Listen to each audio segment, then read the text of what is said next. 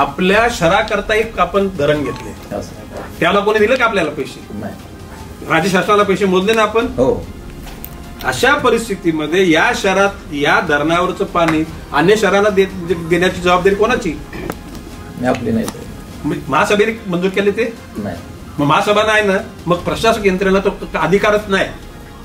अगोदरपासून कुठले अगोदरपासून नाही आहे ते.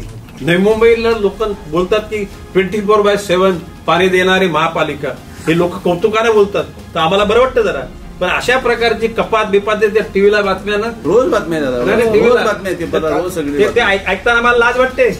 या शहराला पाणी कपात आम्हाला मंजूर नाही.